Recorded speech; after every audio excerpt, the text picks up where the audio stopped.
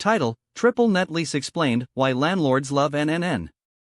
If you've spent any time looking at commercial real estate investments, you've probably seen the term NNN or triple net lease thrown around constantly. Brokers love it. Investors seek it out. And if you don't know what it means, you're already behind. In this video, I'm going to explain exactly what a triple net lease is, why it's so popular with investors, and what the trade-offs actually look like. Let's get into it. First, some background. In commercial real estate, leases are structured differently than residential. When you rent an apartment, the landlord handles most of the expenses, taxes, insurance, building maintenance.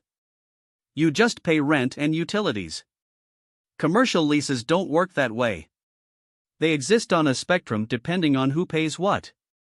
On one end you have gross leases, the landlord covers most expenses and the tenant just pays a flat rent. On the other end, you have net leases, where tenants pay some or all of the property's operating expenses on top of their base rent.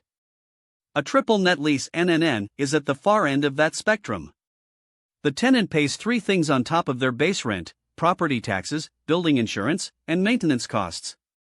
Hence triple net. From the landlord's perspective, this is the dream.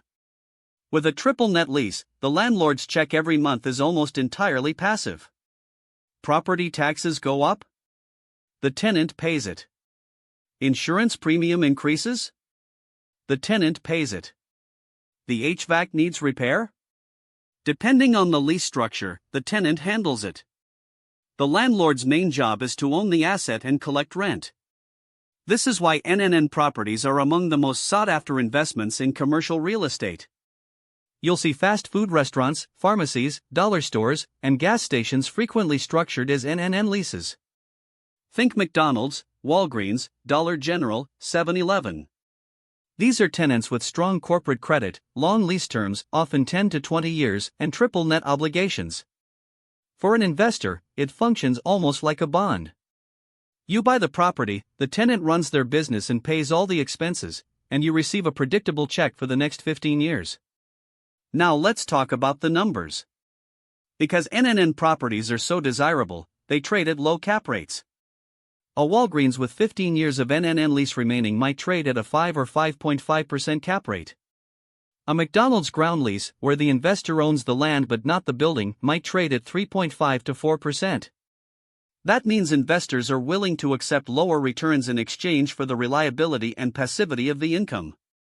Compare that to a multi-tenant retail center where cap rates might be 6 to 8% higher returns, but also more management, more vacancy risk, and more exposure to expense increases. Here's the trade-off. The flip side of a stable NNN investment is that the rent is fixed. Most NNN leases have modest rent bumps, maybe 1 to 2% per year, or 5 to 10% every 5 years. That's well below what a landlord might achieve in a strong market by releasing at market rate. And when the lease expires, if the tenant doesn't renew, you suddenly have a large single-tenant property to release. That risk is called rollover risk, and it's the reason NNN properties with shorter lease terms trade at higher cap rates: more risk, more return. There's also lease quality risk. Not all NNN tenants are Walgreens.